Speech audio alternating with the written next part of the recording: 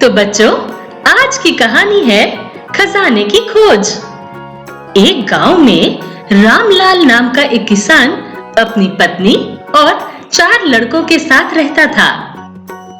रामलाल खेतों में मेहनत करके अपने परिवार का पेट पालता था, लेकिन उसके चारों लड़के आलसी थे। वो गांव में वैसे ही इधर-उधर घूमते रहते थे। एक दिन रामलाल ने अपनी पत्नी से कहा, अभी तो मैं खेतों में काम कर रहा हूँ, लेकिन मेरे बाद इन लड़कों का क्या होगा? इन्होंने तो कभी मेहनत भी नहीं की, ये तो कभी खेत में भी नहीं गए। रामलाल की पत्नी ने कहा, धीरे धीरे ये भी काम करने लगेंगे। समय बीतता गया और रामलाल के लड़के कोई काम नहीं करते थे।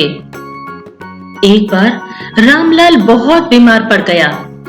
वह काफी दिनों तक बीमार ही रहा। उसने अपनी पत्नी को कहा कि वह चारों लड़कों को बुलाकर लाए।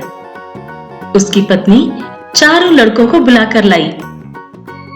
रामलाल ने कहा, लगता है कि अब मैं ज्यादा दिनों तक जिंदा नहीं रहूंगा।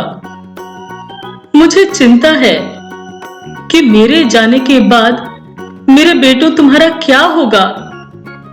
बेटों, मैंने अपने जीवन में जो कुछ भी कमाया है, वह खजाना अपने खेतों के नीचे दबा कर रखा है।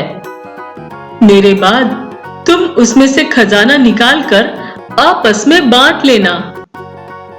रामलाल की यह बात सुनकर चारों लड़के खुश हो गए। कुछ समय बाद रामलाल की मृत्यु हो गई। रामलाल की मृत्यु के कुछ दिनों के बाद उसके लड़के खेत में दबा खजाना निकालने गए। उन्होंने सुबह से लेकर शाम तक सारा खेत खोद दिया, लेकिन उनको कोई भी खजाना नजर नहीं आया।